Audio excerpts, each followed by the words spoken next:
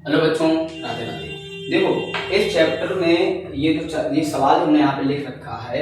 एक बच्चे ने हमसे कहा था कि भैया मुझे वर्तमान और आसमान वाले सवाल जरा समझाइए।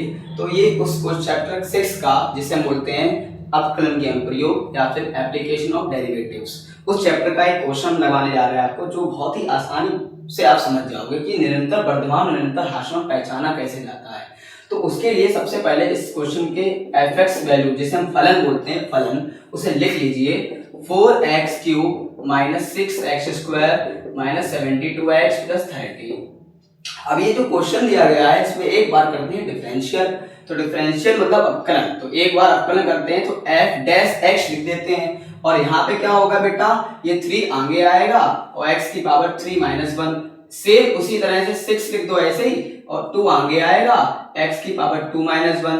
फिर 72 इंटू में x का होता है बेटा 1, और प्लस 30 का क्या हो जाता है बेटा, 0 हो जाता है। तो आंसर आएगा भैया 4 3 जा 12, x की पावर 3 में से बन गया 2 आ जाएगा, और बेटा 6 2 जा 12 और x की पावर आएगा 1 माइनस 72 बन जा 72 होता है, तो 0 हो गया। और याद रखिएगा, जब भी वर्तमान ह्रासमान निकालना पड़ता है तो हम लोग क्या करते हैं, f डैश x की वैल्यू को लिख देते हैं 0 के बराबर। और जब इसको 0 लिख दोगे तो आंसर आएगा 12x² माइनस के 12x और माइनस 72 इक्वल टू 0। तो आंसर आएगा 12 कॉमन लेने पर x² minus x minus 6 equal to 0।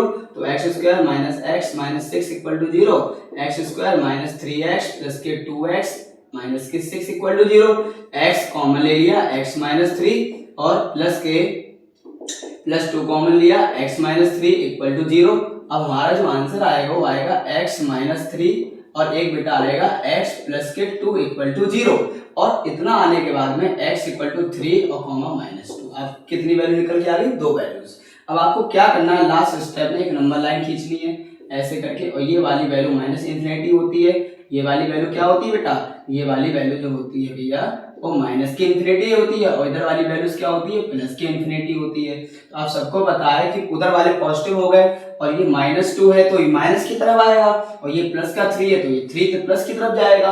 अब आपके अंतराल देखिए, यहाँ पे माइनस की इन्फिनिटी कॉमा -2 आ गया, एक -2 कॉमा 3 आ गया, और एक 3 कॉमा इन्फिनिटी आ गया। आपके 3 अंतराल यहाँ पे बन गए।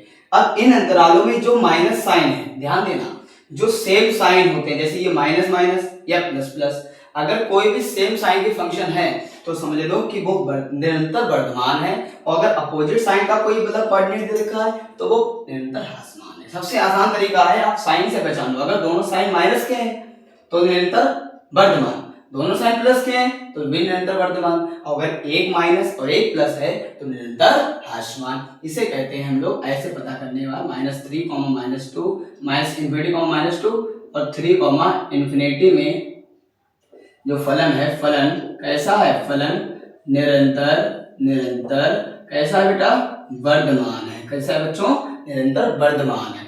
और अगर तुमसे कोई पूछता है कि ह्रासमान किसमें है तो आप लिख देना -3 -2 में, तो आपने लिख दिया यहाँ पे -3 और 3 इन्फिनिटी में तो लिख दिया निरंतर निरंतर कैसा है बेटा, वर्धमान है। और अगर कोई पूछेगा ह्रासमान किसमें है तो -2 3 में कैसा है, निरंतर निरंतर ह्रासमान है। कैसा बच्चों, निरंतर ह्रासमान है। ये है सबसे आसान और बेस्ट तरीका किसी भी वर्तमान और ह्रासमान फलन को पहचानने का। और इसके जैसे जो क्वेश्चंस होंगे वो हम इस चैप्टर के और लगवाते रहेंगे तुम लोगों को, और ऐसे ही बहुत सारे वीडियोस हम लोग डालते रहेंगे। तो बच्चों, राधे राधे।